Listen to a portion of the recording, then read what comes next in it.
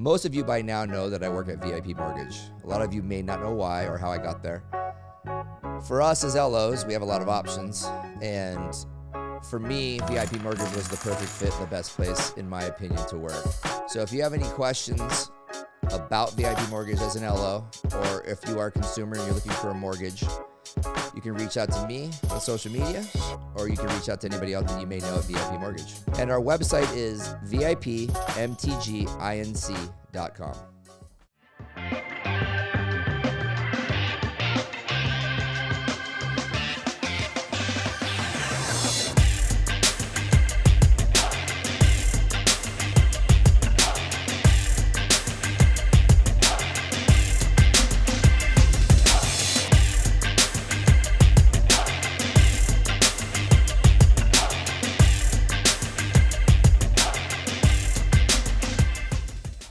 Welcome, everybody, to Real Talk with Ryan Madrid. First off, I want to thank VIP Mortgage for allowing us to have this awesome space in here. And thank you to my nephew, Trey, over here for doing the podcast engineering, and my sister for producing the show and doing all the social media. We have a really cool story. We have some really cool guests that have a really cool story that are building an incredible real estate team here in Arizona. But their story about how it got started, I think, is just as compelling. So we're going to dive into all the cool things they're doing from the development side and the residential side. But we're going to start a little bit with their story and how it all got started. Because Max and I had lunch about a month ago, and I found out stuff I never knew about. I was like, damn, this is a really, really cool deal. Because you and I have just kind of been friends before. And I knew you were from Germany, but I didn't realize the whole story about how it all happened. So let's dive in right away. So I have Max and Patrick from America One Luxury Real Estate. So welcome, guys. Thanks for coming. Thanks for Patrick, get a little closer to the mic, guys. You got to be right up in it. Maybe you guys want to lock your chair. So let's start first. So you guys knew each other from Germany, correct? Correct. Okay, so start with that. So how'd that all come about? Were you guys friends from childhood, or what's the deal? Fire away. Okay. Yeah, we've known each other for well over 15 years. A lot of mutual friends. Got together, I guess, over golf. Started hanging out a little bit more, and just saw that we have like the same mindset on what we want to achieve. And so we knew we wanted to start working together. Just didn't know what or how or when. And one day that opportunity came up, and we sat down. We said, "Let's do it." Started, and that's been well over 10 years now that we've been doing business together in different industries. And we always had a passion for real estate. We came over here 2014 for a vacation, so that's kind of how we got introduced to Arizona, I guess. Nice. And we liked it and kept coming back, and eventually said that's where we want to do business, that's where we want to hang out. And so we made that decision and said, let's pack the bags and get on the plane and let's go. Did you guys both come together, or did you come first, I came about 6 months earlier. Okay. End of 16. Yeah, end of 16. You guys got to get a little bit closer to the mic. Sorry. Yeah, man. and Max, will you tilt your microphone down so it's like Patrick's? There you go. There we go. So you came first. Did you know what you were going to do? I mean, when you come in here, you're like, all right, before you came, did you have like, okay, this is what I'm going to do as far as work? I already had a plan, or did you come here and just like, I'm going to figure out once I get there? I knew, you know what I mean?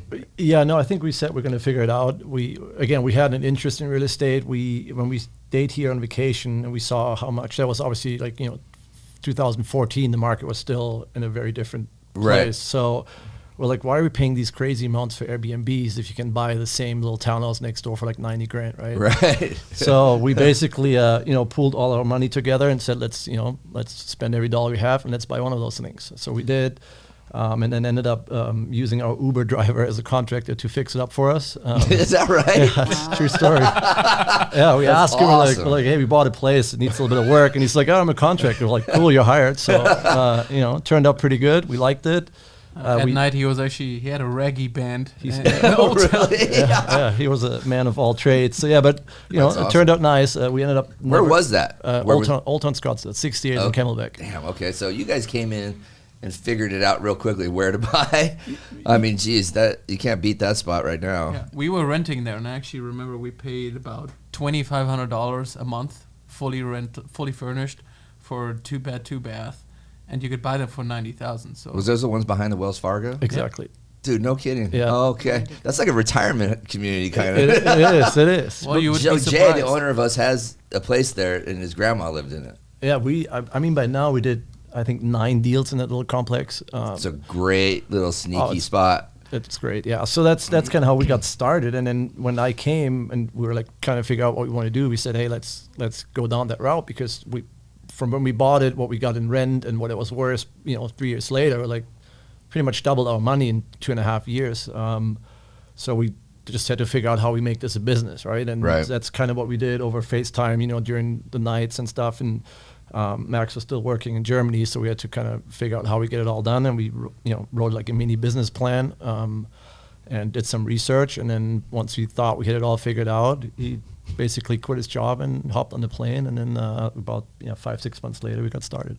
Damn. So go for it. And I actually remember that day, because when I quit the job, everybody was like, what are you going to do? Well, I'm leaving tomorrow. What do you mean you're leaving tomorrow? There's already plane tickets booked, and we had everything set up. I mean, we had the business set up. It wasn't running yet, but we bought into the brokerage January 2017, which was not more than like a property management company at that point, with 55 single family homes, no agents, no real transactions. So that's a cool story too, by the way. So I want you to tell that, because I just met him. What was his name again?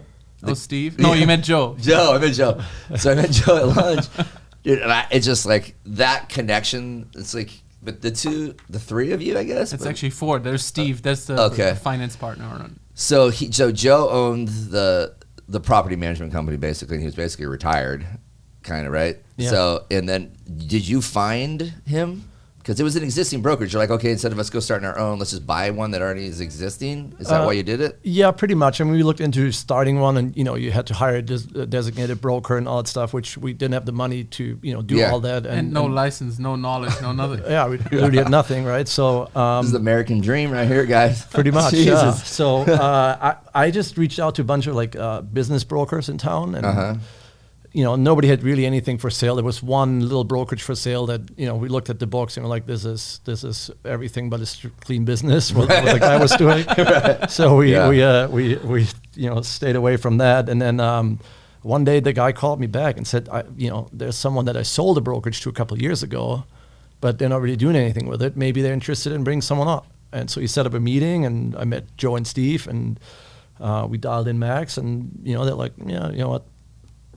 Yeah. Let's just go. Let's do it. Whatever. Right. Just give us half what we paid for it 2 years ago. We're equal partners, and then we'll figure out the rest. And now they like fell in love with you guys, so now they want to stay, right, and hang out, which is cool because they're cool guys, right? Oh yeah, yeah. So do either one of you guys have like a finance background or nothing like that? So you guys just got into just the weeds like that. It sounds like you guys figured things out pretty quickly. So who runs like the P&L for you guys? Is that Steve? Steve and Max. I mean, on Okay, the so you development both- side, more okay. Max, and then on the brokerage side, it's more Steve. So that's not a quick learning curve, right? The development side of having to figure out all that stuff. I mean, that's why you guys work so much, because you have to, right? It's a lot of work. Yeah. And obviously having Steve and Joe as kind of mentors, soaking up knowledge from them, being in the real estate business for 20 years plus, having done any deal that you can possibly think of, residential, commercial, ground up, mixed use, Nevada, Utah. So that obviously helped a lot. So you guys are doing, I know luxury is kind of like your thing, but you guys do, I mean, you have people within your brokerage that work all over the valley, and you guys will do basically a house that's $200,000 or a house that's $10 million. But you guys just focus right away, obviously, besides the 68th Street place. After that, like, what was your next deal?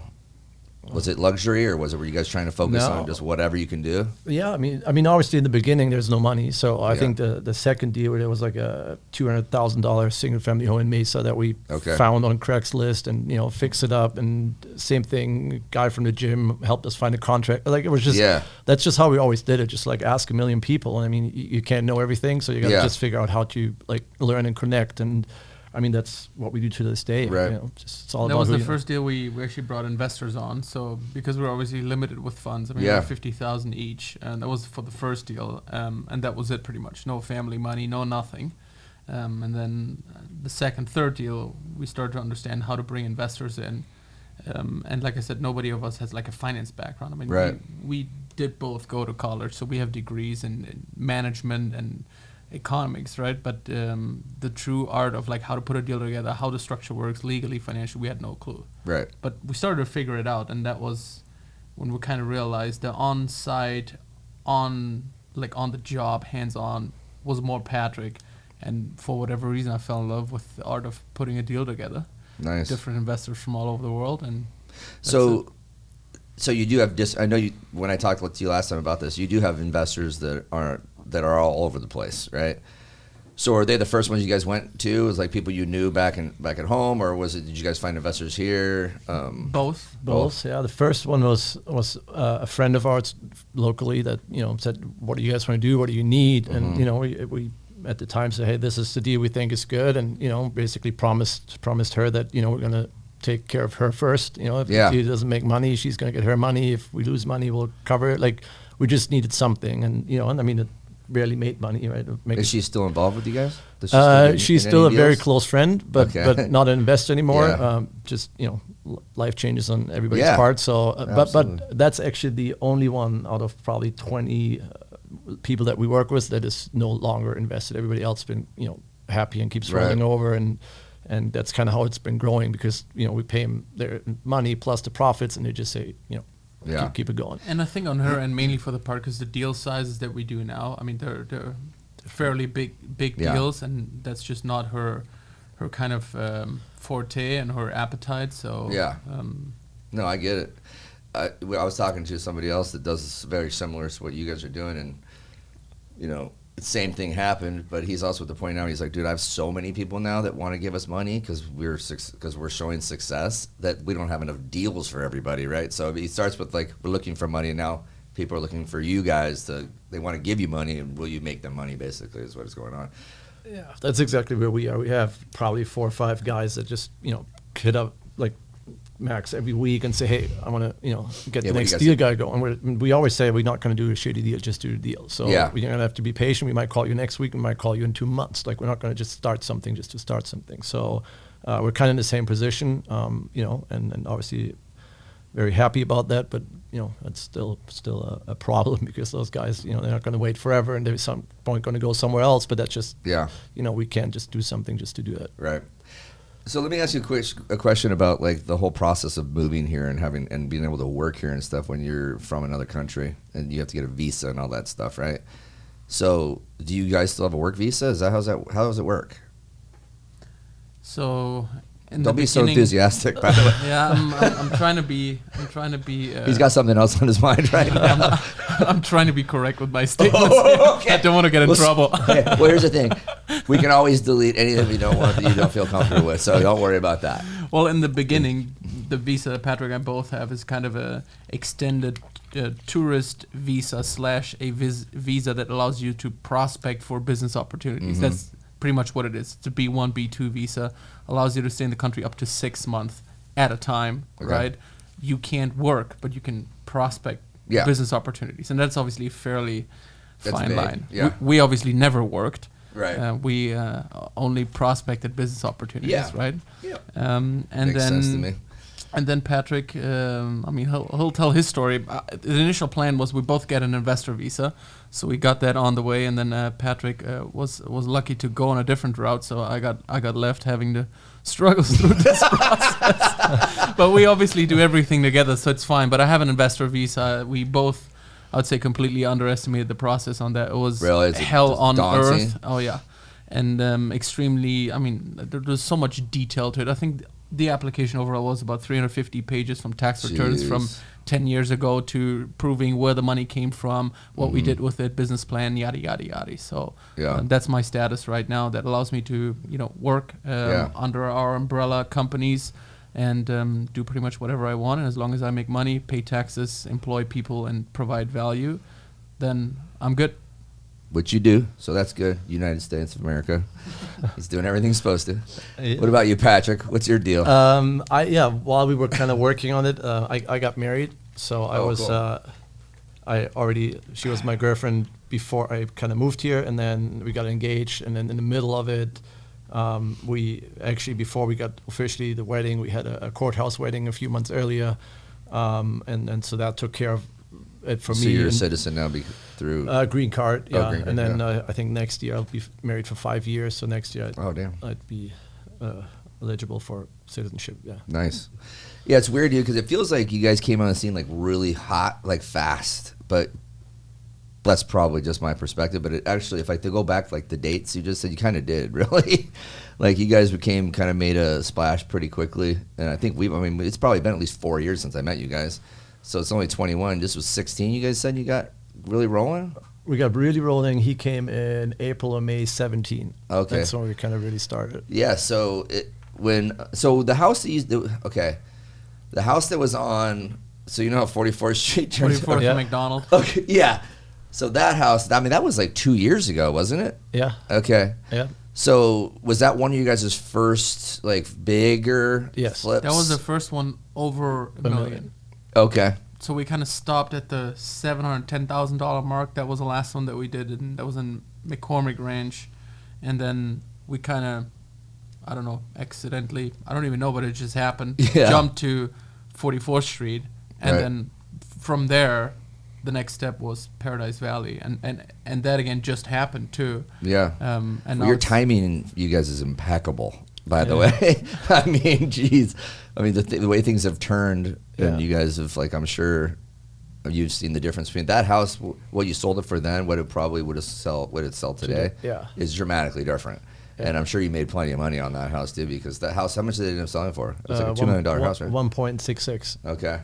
Yeah. So, and that was obviously a really nice house, but today that would sell in a day. That took like a little while, right? Yeah, 30, like 60 days. 60 days. But we put it on the market at like probably the worst time, which was like mid-November. So you had Right. like, you know, Oh, that's right. Your Thanksgiving, and it was, yeah, that timing wasn't great. But Yeah. you know, you have investors on it, and we was like, Yeah. just get it on the market, So it was kind of slow, obviously, in December, as it always is, and then in January we got a couple offers before, and we just told the investors, I think we can get more, right? Which Mm-hmm. we were confident, and that's what ended up happening. We just got a little bit more than the first two offers we had. So, but yeah, it was obviously overall a good successful deal, and everybody's Yeah. happy. And that was the first one that we actually, you think about, that we did something structurally. In addition, right? I think we added about 600 square feet. 600 square feet. We took the roof up. So, I mean, that was the first one that was like a real major construction project, right? Right. And then if I look at what we have today, double the square footage. We go 2-3 story. We have, tear downs that are north of 7,000 square feet. Yeah. Looking back, that Yeah. seems like was a small deal. Yeah. And you And don't it- really realize it when Right. you're obviously in the grind. But now that we talk about it, we're like, that was a pretty small deal. It seemed like a big deal at the time. So did you start working with the architects and designers and all that stuff to try to, or did you guys have a project manager that was working with you guys, or contractor? Like, how did you go and say, okay, we're going to do this, and now who's going to tell me that now they're going to take the roof off and I need to add 600 square foot? Someone's got to teach you guys how to do that stuff and coach you through that stuff, or you just did it? We just did it. You're like, this needs a master, it needs to be bigger. We're gonna Yeah, do I mean, the this. thing is, and I think that was the mix between the smaller projects we did in the beginning, Yeah. the general interest in it. I mean, we always say that it's a little bit, it's impossible to outwork us just because we both work 90 hours, and Yeah. if you're one person, you can't work 180 hours a week. Like, Yeah. it doesn't work. So that's why we always said in 4 years we were probably able to learn and do stuff that might take someone else twice as long. Yeah. And the fact that it naturally happened to be where he likes the contract side and the finance side and the listing, like all that stuff, and I really like the construction side of it. So it just happened to work out perfectly where we can literally work twice as much as anybody else because the way Right. it's set up. And it's complementary, right? That's the main thing. Yeah, for sure. Yeah. I mean, I think you guys are both known as workaholics, which is in a good way, right? You guys work a lot, and that's. But when you're having fun doing it, and you're having success, and things are growing, and like you're making money, and you're making people happy, it's not really work at that point, right? You guys are excited. You're like, holy cow, this is fun. We just did this. What's our next deal? And I'm sure that's kind of how it goes, right? Yeah. So, all right, so you're now doing a ton of development stuff, right? And I shouldn't say ton. You're doing more of the development thing. Like, I know you guys are still doing like the actual like real estate, like buying and selling houses and stuff. So how are you finding like the land to like build this 7,000 square foot house, or like are you just scraping? Who's going and finding all that stuff for you guys? Because that stuff's not that easy to find right now. Yeah, I mean, obviously, mostly Maxie's the one, as you know, that will call everyone 4 times a day and check in, and always I hear that line. What else you got cooking? Like 9 times a day, right? So what else you got cooking? Yeah, like I hear that like 9 times a day. But that's how stuff pops up, because there's like, now that you ask, there's I had that guy last month or whatever that said this. Nobody that's kind of how we find it. I just because I drive around a lot between all the projects, I sometimes see stuff and I'll just snap a picture and an address, send it to him, and then he goes through title, finds out, I mean, that's, how everybody, if you look at, the whole like Clever Invest, all that stuff. I mean, that's one of the first things we did when we came. We went to like Cody. Yeah. Sperber? Yeah. Because really? Is that what you guys did? Yeah. We did the $199 weekend thing. Ooh, he's a great dude. Yeah, but we just, that's literally how we started, because dude, plug for Clever Investor. Yeah, Sperber, that shit works. Yeah, you just got to do it. That's the problem, right? Yeah. You sell all this stuff, but like people don't do it. You guys did it. Yeah. So, but that's how we, to this day, find stuff and then figure out what can be done and can't be done, and then you just got to, if it's a good deal, you find the money, you find the debt, and all that stuff. So and a lot of it, whether it's on the deal side or partners, agent, is just referral based. Has always been like that. I mean, as funny as it sounds with the Uber driver, but like totally the contractor was sitting in the Uber. He's like, dude, you have an accent. Where you from? I said, okay, I'm from Germany. What are you doing here? Well, get me to Old Town. I'm out for some drinks. We're remodeling a house. Oh, really? Where? Yeah, right here. So you have a contractor? I said, no, we're just interviewing. Well, my buddy is the whatever reggae jam guy. Whatever. Let's talk to him. Yeah. I put him on speaker, talk to him, interviewed him with some other. The next thing, you never know where it comes from. We knew that from previous careers. Like, we could probably write a book about things that happened where you would say how does this happen? But it happens all the time. Yeah. So it's fairly consistent. So there's something, and we believe it's the work and the energy that we put out there. It just comes back, Yeah. You really never know when. Right. And you have zero call reluctancy, we call that, right? So like you just will talk to everybody. And I'm kind of I'm in the same way. Not as great with the phone, but like I'll talk to anybody pretty much, and you can find out things pretty quickly.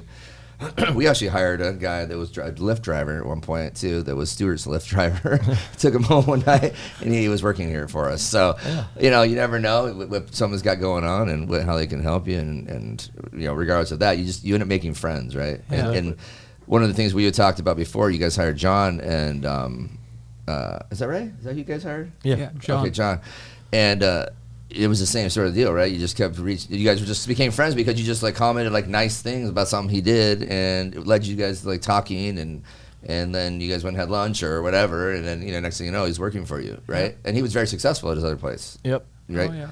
So we actually Isaac talking about Clever Investor. Isaac is one of the most successful agents on our team. He's 24. Mm-hmm. We met him at the first Clever Investor seminar. I mean, we had no clue, and we were broke, but he was broker than broke, probably.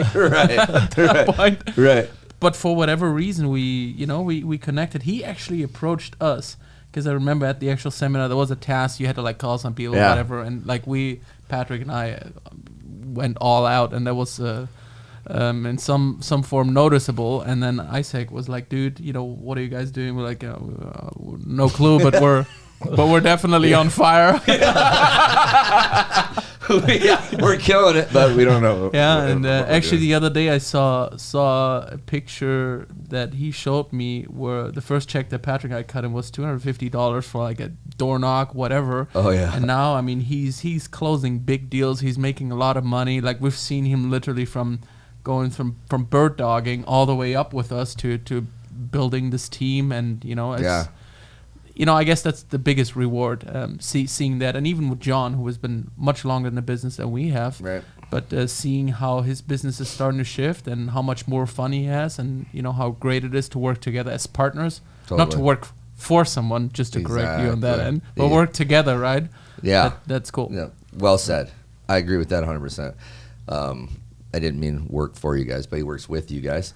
But he's had massive success, but it was a different structure program. Trisha, you got something? Trisha will chime in every so often, by the way. Yeah, I should have mentioned that. Yeah. So it sounds like you guys are your own business development people, or do you have somebody in that role who's out there making friends? That's No. both of them. Yeah, It's that's you. us. Yeah. Yeah. And I think, like Max just said, like we have a very strong team structure. So everybody on our team tries to help everyone. And like if on social media you'll see everyone reposts other, agents' listings and success, right? Somebody puts up their numbers and then everybody shares and say, amazing to work with these people. Look at those. So that's just like everybody just feels like they're part of a big team. And that helps a lot. And we grew from literally one agent when we started to now 22. And we're trying to keep that same structure where if people approach us or if we talk to someone, we only want to have a group of people that's is driven, but also you can come in and just chit chat for an hour and just have a good time in the office, and that's a culture that we luckily have and want to keep. Right. Like you said before, it's like the energy, right? Yeah. You guys are gonna go everywhere. They're everywhere. I don't know if you guys still are as much as you were, but like I'm not as much as I was. But like if there's something going on and it's a big deal, we're all probably there, right? The three of us are probably there. But that's what attracts business. That's what makes people want to work with you. You build friendships. I'm sure you don't go heavy recruiting on anybody. They probably all came to you, or you guys just had a normal conversation and somebody goes, so what do you guys got going on over there? And you're like, hey, let's go to lunch. And next thing you know, they're working under you, and working with you at your brokerage. Yeah, or over the course of the time when you do some deals with someone and you start spending more time with them, whether it's business related, non-business related, mutual kind of likings like golf or cars or whatever the case may be. We're actually meeting with an agent on Friday that we've never done a deal with him, but we just kind of became good friends and around each other a lot. And then at some point we're like, we should probably sit down and talk because it does make sense. And I guess when it comes organically, just like pretty much everything that we do, then when it's meant to be, it's meant to be. Yeah. And we've had situations where we thought that was the case, and we had good conversation, but said, maybe it's not a fit right now. So we always, the relationship and the friendship is always the primary focus, and it has worked out pretty well for us. I don't think a lot of people know that. You have something, Trish?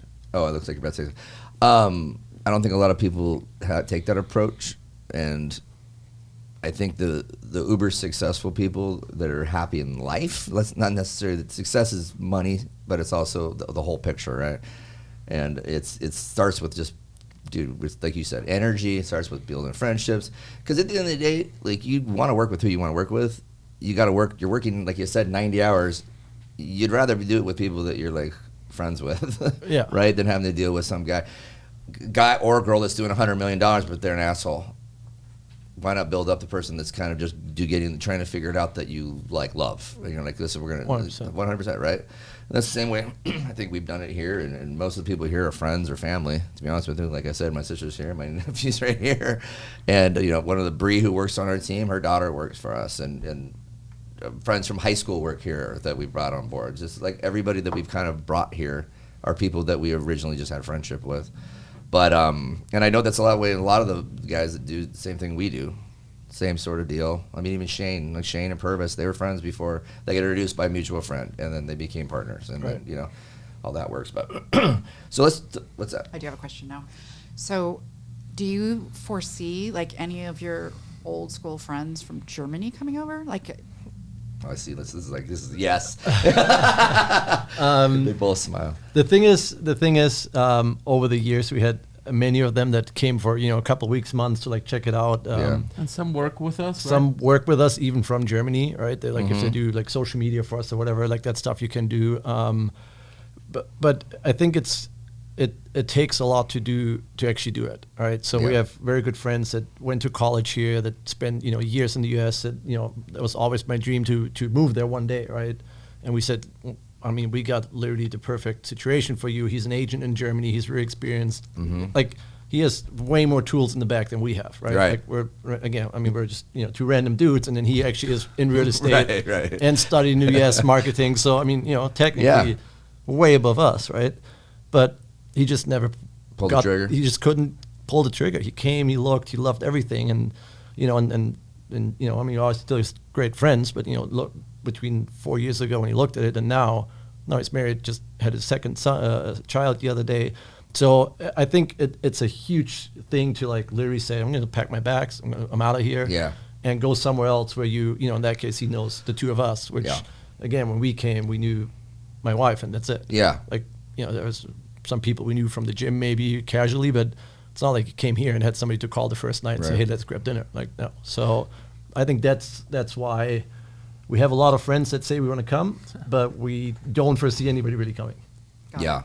Well, I mean, it is a huge undertaking, and I'm sure you guys understand. Like, the fact that the two of you did it and became successful at it doesn't make it's going to be easy for anybody else. So, and there's technically no turning back, right? I mean, we could go back home, right? But that was never an option. Yeah. And I think if your mindset is set to this is never an option and we're gonna push through this no matter what, and I can tell you, like, especially the first, I'd say the first 2.5 years, man, there were more shitty days than good days. Yeah. And when I say shitty, I mean like, how we're gonna pay the rent, how we're gonna pay this check, how we're gonna, like, it's a constant struggle. But now it's starting to get a little bit better.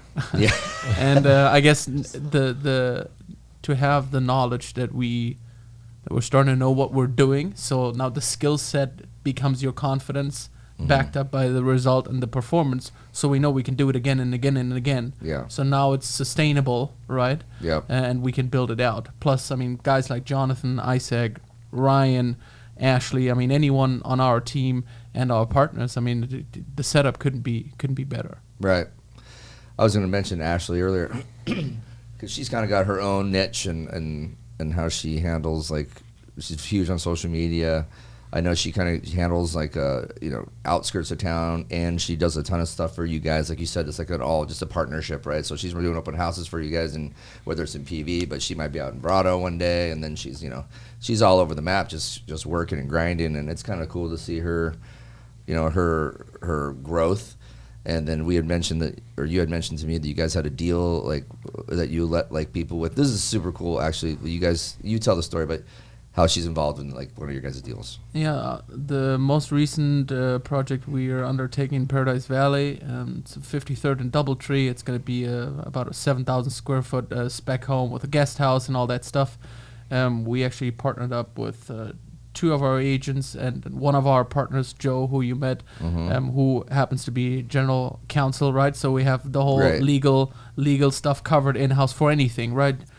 Deal related or transactional investments, so that helps. So yeah, we've done this before with Isaac. The last deal that we successfully closed in, I think it was April, in Gainey Ranch. That was Patrick, Isaac, and myself.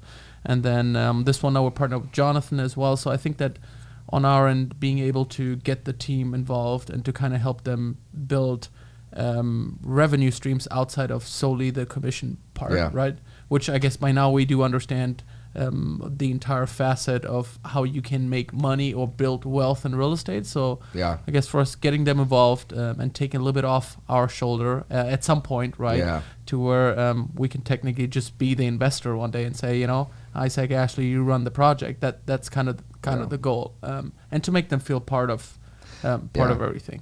I think that's a super cool value add for anybody that you've been thinking about coming over and working with you guys. It's like, you give them the opportunity to make money, and invest and bring them in on the projects, because I don't know if that's normal or not. I don't think it is, but I think that's, like you said, a lot of people like that idea when they come over, because everybody knows that there's a good amount of money to be made in development, flips, all that stuff.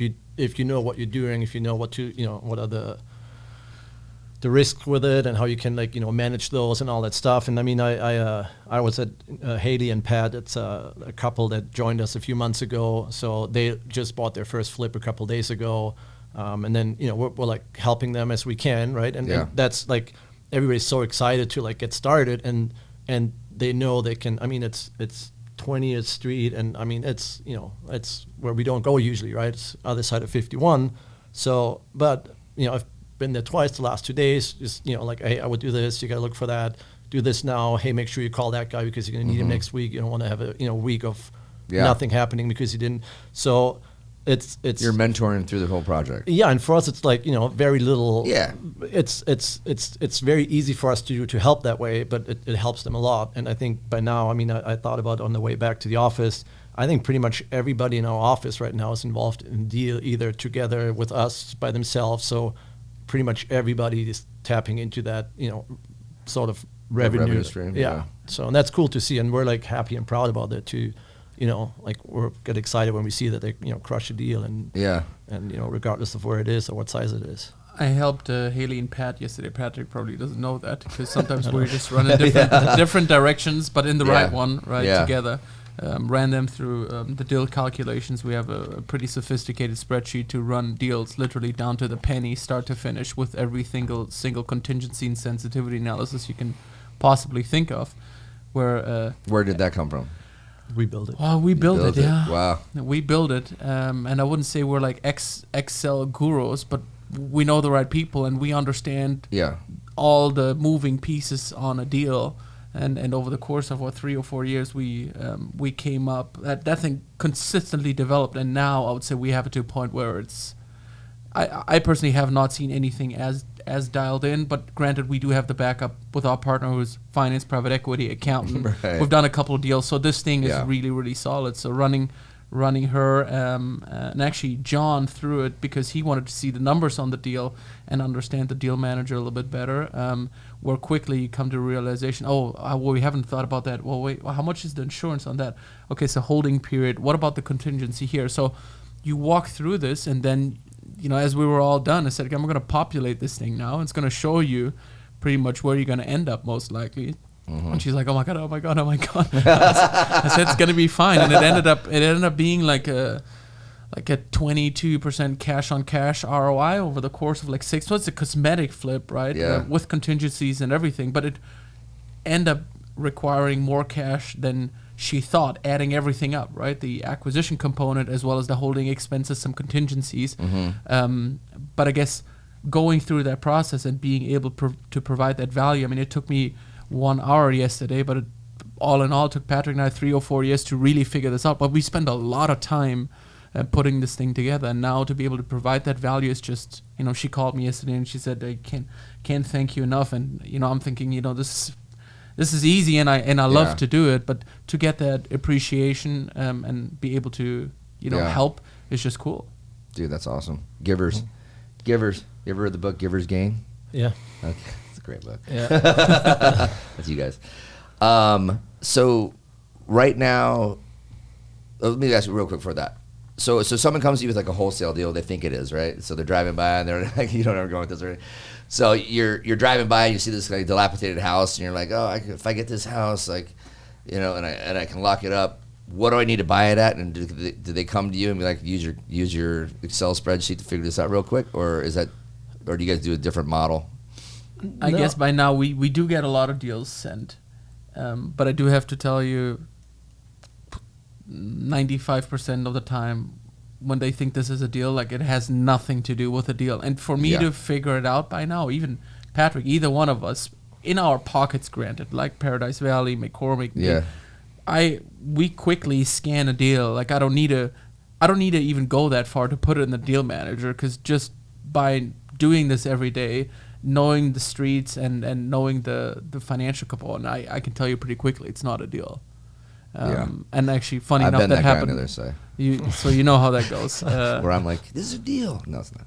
Yeah, and again, the partners that we work with on that end, it's I wouldn't say the wholesale component or the assignment component is not very big, but the last couple of months, the amount of deals you get sent are less, the amount of deals you come across are less, and the actual deal that is a deal is pretty much almost finding a needle in a haystack. Right. Granted, we're very conservative in all of our projections, so maybe we turn those deals down, and then there's somebody else that takes them on. But we're just very, very careful too.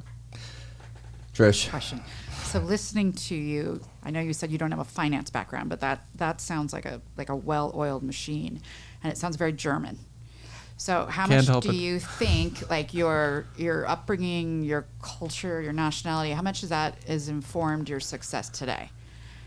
I think very little in a way. I think the major component is that like Max said earlier, we came here and if you start at the bottom, there's only one way to go, right? So you have to figure out, okay, how do I get from 0 to 1%, right? And how do I get to, so even if we had a finance degree from a German university, coming here, it's almost useless.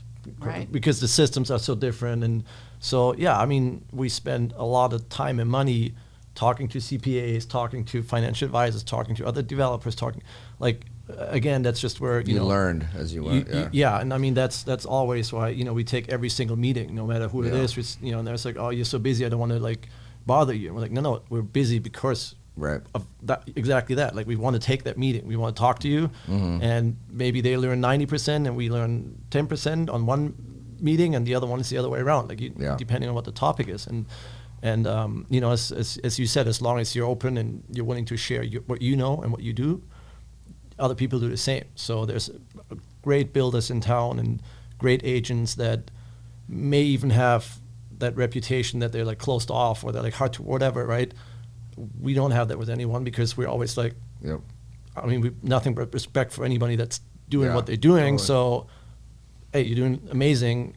How did you do it, right? Kind of how we talk right now. How did you do stuff? And you just take a little bit from that. And if you do that every single day over the last 4 years with two of us, that's worse than 10 college, more than 10 colleges. I understand the question because I think from an American's viewpoint that Germans are just very organized, analytical, organized, and punctual. Just very focused, and that comes from, we don't even know where that comes from. That's just our it's probably because BMW and Mercedes. But that is the true sense of I think the American thing is that is the way the Germans are just schooled or whatever. But they're smart and successful and very focused and analytical. But they're just like Americans, right? There's some people are and some people are. Yeah, but it has helped us for sure. And I think that, is it a German thing or not? It's what Germans are known for. But I guess Patrick and myself individually and together, it's even worse. We hold ourselves to the highest standards for everything that we do. Yeah. And that's just the way we are. So, when it comes to marketing, renderings, brand, whenever we put something out, I'm not saying we have the, holy grail, but we do make a very, very conscious effort to put stuff out that when we look at it, we're like, that's sick. Yeah. So you're very calculated, I think, on everything you guys do, and which is good, right? And you want to do it to the best, and that's why the reputation is there, and that's why you guys are, even your shirts you guys got made. Those are new. That's true. So let's just talk a little bit about the development side of your business now, because I know that's a huge focus, especially for we got that deal on DoubleTree. What else do you guys have going on right now that's on the development side? Because I know it's a huge passion that you guys are getting into. Yeah, we have a lot going on. We have nine projects going on, primarily PV.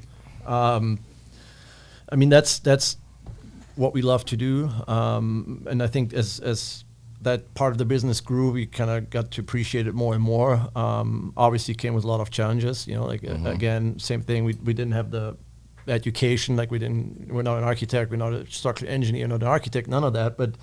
But we have a passion for it. And if like you earlier said, if you love what you do, it's not work, and you want to do it. So a lot, like Max even said, the renderings.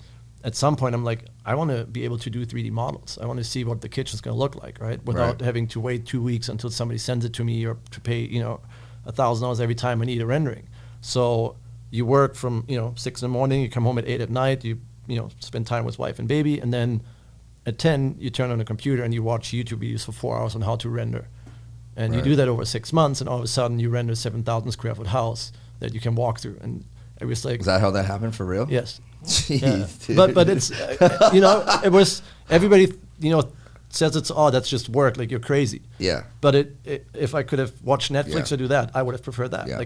I liked it and I wanted to see it, and same as everything else, you see it come together and you're like, oh, that's pretty cool. I can actually do a barbecue in the thing. Like how maybe put some burgers on there, right? Like you just again you want to get it a little bit better than everybody. So like that's how it goes. And you have your screens, and on one you watch YouTube, and the other do it while you watch it, right? And I never consider that work, but that's part. Because it's fun. It's like being a kid almost. Sometimes you're like building something like freaking like you're building Legos. It's exactly. like it's like the whole Gary Vee thing right now, where I just saw this like 2 days ago, by the way, because I have one kid in college and another one going there, and he's just like, the college is bullshit at this point, right? He's like, you can learn everything you want, which is also BS, but you can learn everything you really want to learn on YouTube at this point, except for if you're going to be an attorney or a doctor or maybe an engineer. Yeah. But you can go do whatever you want to do as far as like learning how to freaking golf or learning how to CAD, or you can learn how to build 3D models. I mean, it's pretty impressive, but a lot of people won't do it. It's a matter of people who would actually do it. So that's part of you guys' deal. So what is the most exciting project you guys got going on right now? Is it the 7,000 square foot one? No, I mean, have one. I mean, we have different ones. Every project is different, right? Yeah. We love hillside stuff, you know. So you know, we have one in Clearwater Hills that's going to be a little bit out of the box. 9,000 square feet on top of the mountain. That's the first one where again we look at what's being built in LA and in Miami. You know, what are those $30-40 million houses, and why do they not exist here, right? Mm-hmm. Because everybody's moving here, right. And then and we do get those calls from a lot of agents because they know we're doing modern stuff, we're doing PV stuff. So like, what do you have coming? What do you have coming that's over the top? So we got that questions all the time, and that's the first one. We're like, okay, let's do the 20-foot waterfall in the great room, and let's do a glass sky bridge that connects to map. Like, that's all the stuff that's going to go in a house like that, right? Which is a total different animal. And do you need any of that? No.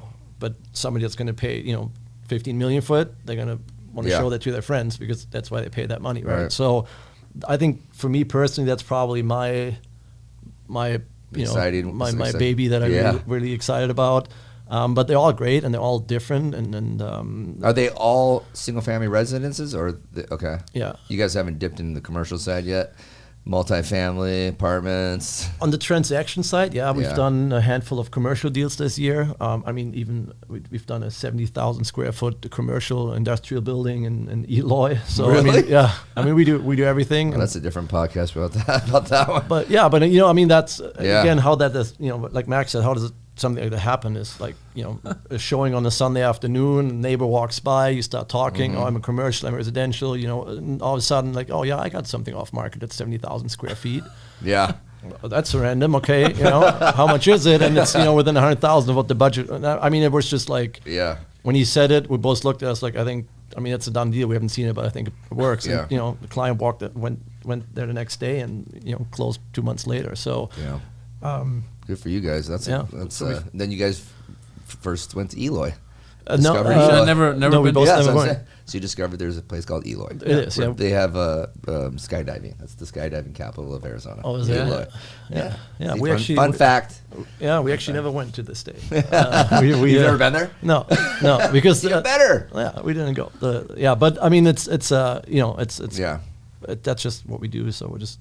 As long as you're just out there hustling. So let me ask you this then. So you're married with the young kid, right? Yep. You have one, right? Yep. Okay. And you have a significant person in your life too. How do they feel about the fact that you guys work as much as you work, or personally? I mean, she probably works as hard as you do, so that's a different odd question. She runs her own business. Yeah. I mean, but that's a real question, dude. Yeah. I mean, you're in a relationship with people and you're like gone all the time. It's and some people understand, some people don't. I mean, obviously yours do, but I think it helps to have a background, and Patrick's gonna say how the setup is with him. But having either the background or running your own business, and I guess understanding that what you're working towards, you're actually building something together, and it's not just I'm out there hustling, grinding for myself, being all selfish, but to get the idea of like everybody works hard for themselves, but it's kind of to build something bigger together. I guess that's when you get to that point. That's when it's real, and I think that's cool. Yeah, and I think they when they meet you, they know what they're getting into, right? Like I mean, in my case, Valerie's been with us seeing what we do for 5.5 years. Yeah, and she just doesn't know different, and then her family comes from being business people, so. It sometimes might not be easy if you don't make it home before the baby goes to bed, whatever. But on the other hand, you do that to make sure that that you care about is taken care of, at all times. And even her dad, who's built a business in real estate from ground up, he says, it's let the man do his job. Like, Right. he's like, when you were a baby, I was sitting in the garage in my pickup truck, working. So I understand, like, that's what you got to do. And in 5 and 10 years, you're going to be happy that you guys did, because you're going to be able to do stuff that other people can. And your baby's going to be able to go to college and all that stuff that, so just got to. Well, I'm sure from his standpoint, I mean, from a father of a daughter, right? I would definitely feel comfortable and safe knowing that my daughter was with somebody working his ass off like that, grinding for the family. Like, I mean, I would never. I'd be like, if my daughter had a problem with it, I'd be like, get your shit together, figure it out, because that's not it's not normal really to work, or not everybody does it, right? So he got lucky with having a good son-in-law. Yeah, I think it's all about, like, being honest and transparent about it. Like just I mean, nowadays it's so easy between meetings, you're up on a FaceTime call, and like it's very easy to not feel like you don't see each other for a week just because you work a lot, and it's all a matter of, like, time management, and it'll all be fine. Nice, cool. So Trish, we wrap up with these rapid fire questions, but I want to make sure that you don't hit them too hard over here, Trisha. Right, we didn't give them any. Yeah, because usually we give you guys a little bit of a forewarning. That's okay. Fire away. Okay, because sometimes this is the funnest part about these. It's because you find out a little bit about people here. Go for it. All right, what's the first thing you do in the morning? Who? Either one of you. Both of you start. answer. Check emails. Yeah, get on the phone. The workaholism. Yeah. Right. First thing in the morning. Okay. What's your favorite word? This could be German or English. Dialed in. 2, that's fine. There's a German word that's an acronym for LFG, pretty much. That's what we use every. Let's not So, really? Yeah. So you might see in our text message, you might see that quite a lot. That's actually true. You guys send that to each other back and forth? Oh, yeah, to get each other 100%. pumped up? Yeah. Well, actually, clients, contractors. If you come to We my do the office, same. Stuart and I do the same thing. Oh, I mean, if you look at our text message, like, it's half rockets and the rest is text. Like, it's just, that's all it is. That's Do you awesome. speak in German quite a bit to each other, or are you pretty much straight up English now that you're here? We text in English most of the time because it's so convenient. If we're on the phone, it's a 50-50 because you often repeat a meeting and then you get into repeating exactly what the person said. If it's just the two of us and we just have lunch, then after like 5 minutes, we're completely back to German because you get in that mode again. But because even though we work together, we're both like doing our stuff all day. I would say it's a 50-50. Are you, is your child going to be raised speaking both languages, like a fully bilingual household? Yeah, potentially 3. Like, my wife is French-Canadian, so maybe even French. I was just going to ask you if you had spoken another language too. All right. Well, Max, don't you speak like 5? yeah, Like, name them. German, English, Portuguese, Spanish, and French. Wow. That doesn't hurt Do you have many international clients who, like, Max, you did some time in other countries, right? I mean, like, Yeah. Time, not prison. Right. Sorry, No. you worked, traveled. Yeah, I lived Educated and worked in Brazil for a good amount of time. So, and obviously I have family. So I speak Portuguese with my dad, with my Brazilian side of the family, and then English, German with Patrick, German with my normal family, and then my girlfriend's family's from Mexico. Plus, a lot of the people that we work with are Hispanic. So, Spanish is actually the past 6 months has been present in my life actually daily. Yeah, that's cool. Especially being at her house, speak Spanish with the mom and at dinners and everything. It's just what they speak. It must be really cool with contractors too. I mean, obviously that helps both of you guys in that situation because you can communicate and they respect it too. Yeah, a lot of it. I mean, I can say that as being Latin, is a respect thing, and and it just it does help a lot, and the appreciation on the other side is pretty big for that. Nice. All right, one last question that that I stole from a different podcast was, you ever watch I Am Athlete? You guys ever seen that podcast? I Am Athlete? It's a good one if you want to check it out. But they ask at the end of it, if you who should we have on that you guys know that you think would be a good guest? Real estate, in the real estate world? It doesn't matter. Anything. Anybody do you think would be the appealing to the audience that you think that would be awesome to have? That's just a dynamic person, has a cool story. But they're obviously local, right? So Local. I think we both would say PK, right? A friend of ours, Patrick Kenny. He's invested in one of our projects. We're doing an Amazon online business with him. He's a trader, so just like an extraordinary business person at that young age. That 24 years old, never met a guy like that. I mean, if you sit down, you would think he's in business for 20 years. Like, he's just so dialed in. Absolute massive respect for. We met him at an open house at 44. Yeah. Really? Yeah. Patrick Kenny. Yeah. Patrick Kenny. Yeah. I'm going to connect you guys. Connect me, please. If not, I just want him to teach me stuff. Yeah. No, absolutely. That's awesome. Yeah, crazy person Patrick in a good Kenny. way.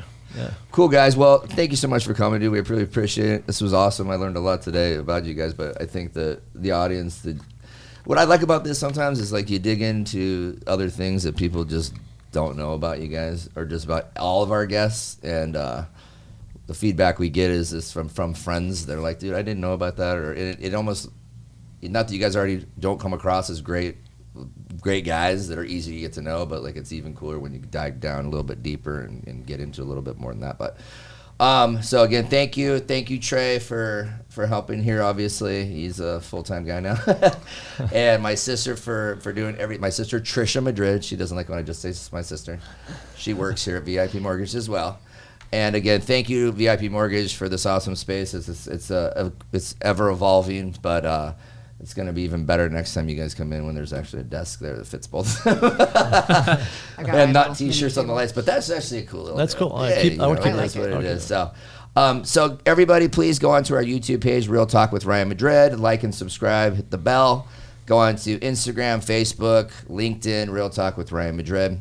The only way for us to continue with this is we need you guys to promote it with us, like and subscribe, like I said, and also go and share with all your friends. Everybody watching this, if you're into it, like and subscribe, and then send it to your friends. So it helps us pay the bills around here.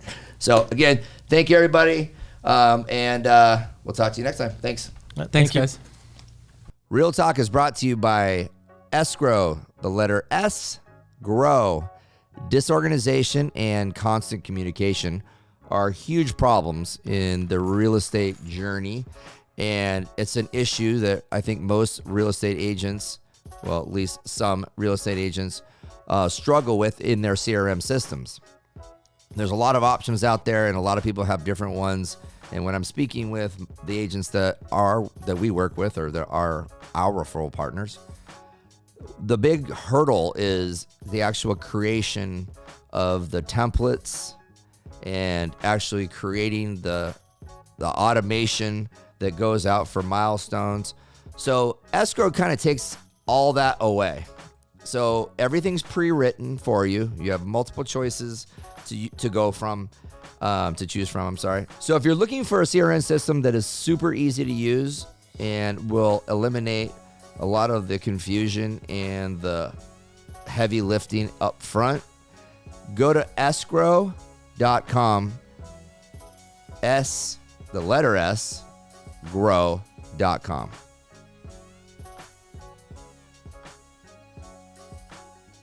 VIP Mortgage Incorporated does business in accordance with the Federal Fair Lending Laws, NMLS ID 145502.